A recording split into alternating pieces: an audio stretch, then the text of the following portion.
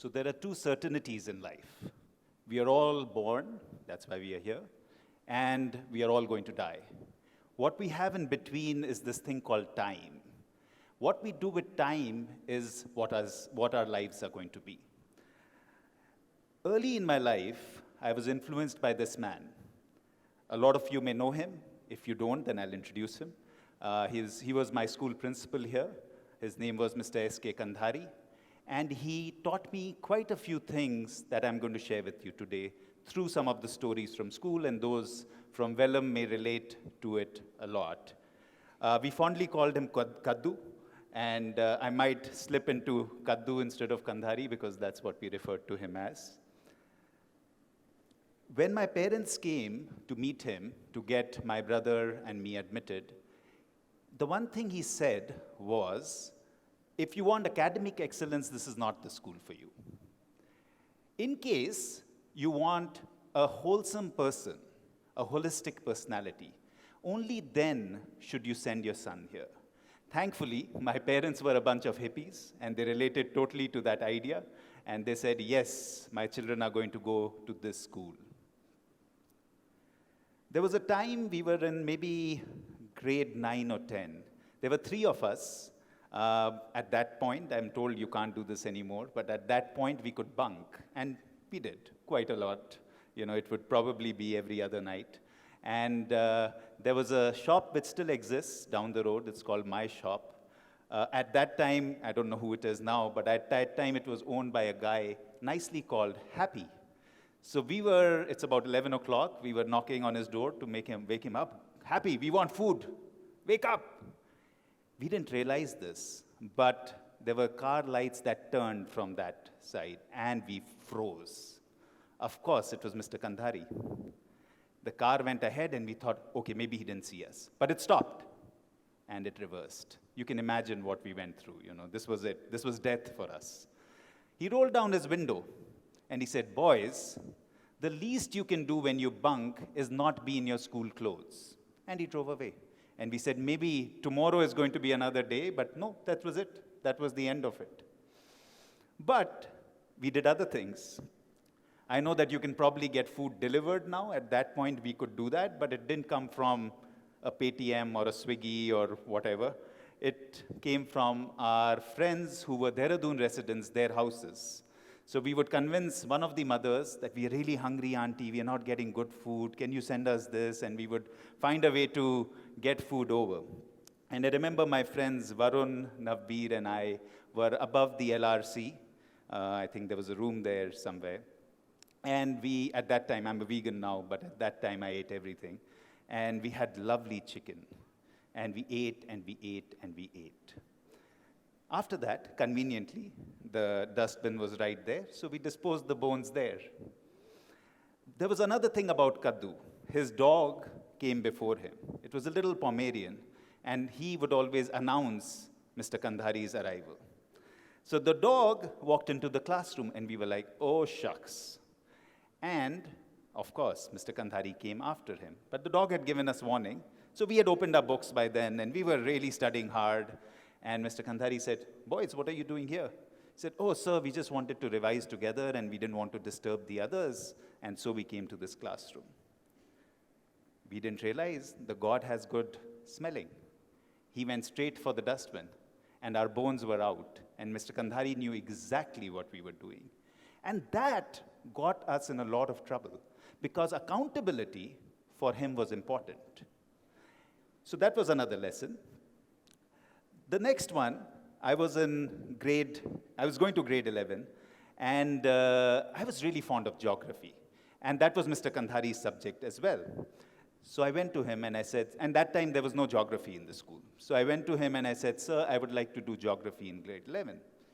He said, sure, get me 5 boys, and I'll start geography. And I started a campaign, and I said, guys, come on, we need to do geography. But I couldn't find 5, I found 3.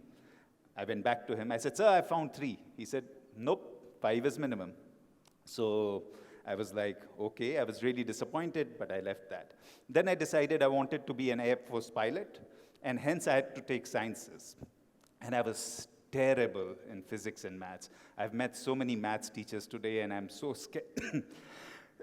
scared even now. But lo and behold, there I was, PCM, no geography. I think there was just PCM and English. So I joined that. Thankfully, I would say, I got spectacles during that grade 11th, and I was literally not understanding anything. So Mr. Kandhari called me again. He said, son, can you give up now? So I actually did grade 11th from science and grade 12th from commerce. So what I wanted to show was that, there are certain dreams that we have, and they'll keep shifting. The idea is, can you pivot? Can you move? Can you go to your next dream if that doesn't go right? Like I said, my parents were a bunch of mavericks as well. At age 16, right after grade 10th, I was encouraged to go to the Arctic Circle to do a survival camp. And that meant basically living off the island, swimming with jellyfishes in frigid cold waters, finding your own way, finding your own food, etc., etc., etc. And that changed me as a person. Probably what I do today, of course, a lot of the credit goes to Vellum, but it also goes a lot to that, because one principle it taught me was, leave people and places better than you found them. And that really emboldened my personality. When I came back, Mr. Kandhari was so excited about this. And he would keep kind of pushing this idea of expansion.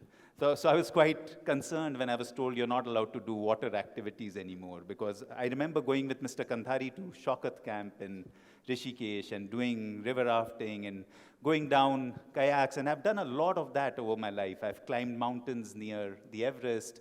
I have done, like even for my 50th birthday, I'm 51 now, but last year a lot of our friends collected and we went on a 5-day river journey from near Pithoragarh to Boom. And it is one of the greatest quests ever to be out in nature and to really expand our horizons. So what was the resultant? Like I was introduced, when I started soul searching, I found that this was a reality around us. We were littered with petroleum-based polymers. I won't call them plastics because plastics is too it's bunching in a lot of things. There's a lot of polymers within plastics. But this is what we were doing to our planet and to our fellow beings. There is not a cow in India or a dog in India or a pig in India whose belly is not full of plastics. And each of us, we are taking in microplastics all the time. We realized that we were in the packaging business, but we had zero impact on this. Of course, I was searching for my Shambhala, going around the world and trying to find, what it's going to be. And those of you who have read The Alchemist, the pot of gold was right there. And we started changing things. So the idea became, what is the influence we are going to have? And we created this dream that everything we do from now on, that's not just the products. It is the processes that we do, the quests we are in, the education that we impart, etc., etc., etc. It's going to be in pursuit of this dream. And why I share this with you is also, it took me 35 years to realize my purpose, and everything else followed that. You guys are still maybe between 15 and 18, so there's a lot of time for you to think about why you are here. That resulted in a few things. And again, we started working on food packaging, and there was a reason. Because when you look around you, almost 70% of it you would find is connected to food. Why do the animals consume those? And of course, we are also talking about marine life, right?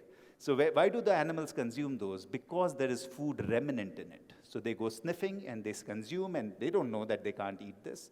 So all the fishes, those of you who eat fish, congratulations, but almost 40% of the fish has microparticles, which is going in you. But it's a circle of life, right? What we give is what we are going to get. So there were 3 areas we started tackling. Most of you actually use our products, maybe without realizing, but do realize it now, because I would want you to use it more and more. Next time you go to a McDonald's, ask for extra bags, because that means more sales for us. Ask for more wrappers in a Subway, etc., etc., etc. So that's a segment we were already in, and we started expanding it. And we also started expanding our horizons. We didn't think that people were looking for paper. we started thinking, what should wrapping be like? For example, right now we are working with a New York-based startup that is using psyllium husk, which is isabgol, basically polymerizing that and creating wrappers. So you can actually eat the wrapper. So there are many experiments that we started doing in this area. The second one also, you've probably consumed food from some of our products. I hope you'll be proud next time that it is from Velamite that these products have been created.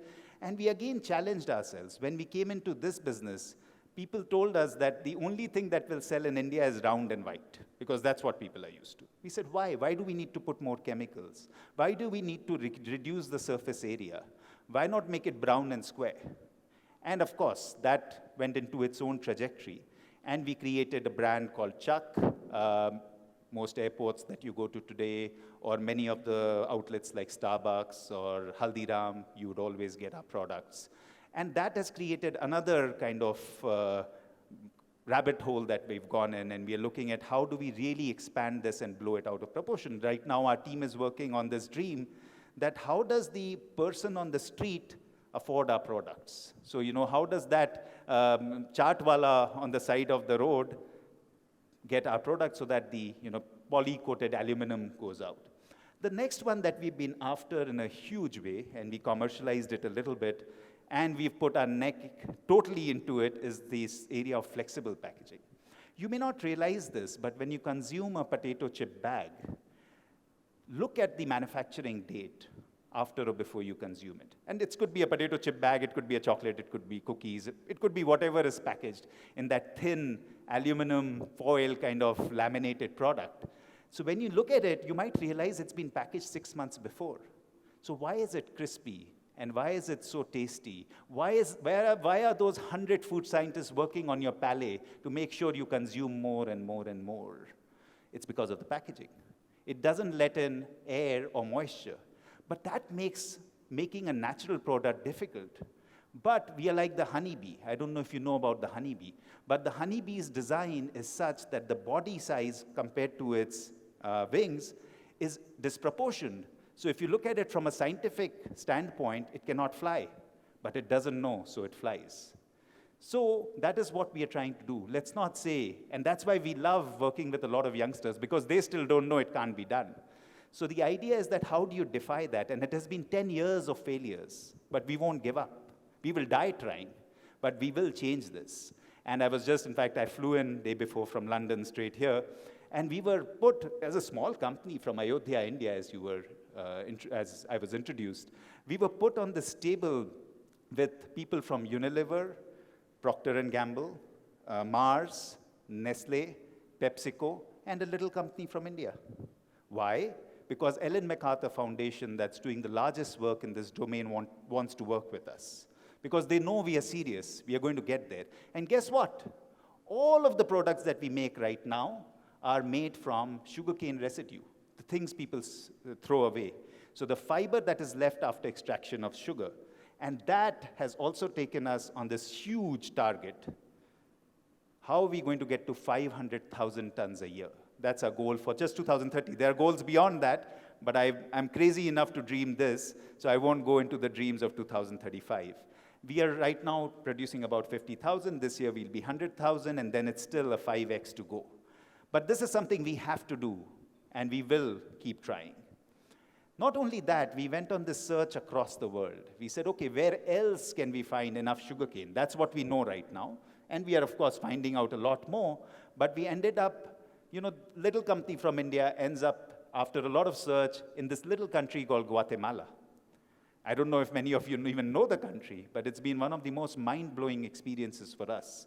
We ended up doing 10-year deals with sugar mills for 500,000 tons of sugarcane waste, etc., etc., etc., because there was a dream behind it, because we were in pursuit of the impossible.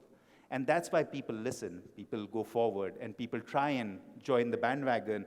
And I'm kind of surrounded by angels, because I get so many people from around the world, come help us in this journey in various ways. And I hope some of you in the future will also come and join this journey. But there are also debacles, right? We have enough in our life. Our share price went down in the last year from 350 odd rupees to 100 rupees.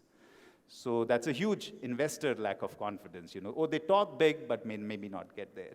Our project cost, we are setting up a project for a flexible packaging unit, went up by 20%, and we had to find a way to fund that. We've given you enough failures on the flexible packaging side, but do you stop? Do you stop dreaming? Do you stop trying? No, you don't. You face those debacles, and that's what that man that I mentioned in the beginning taught us. That no matter what, pivot as much as you want, but keep trying, keep moving forward. So in the end, what is your story going to be?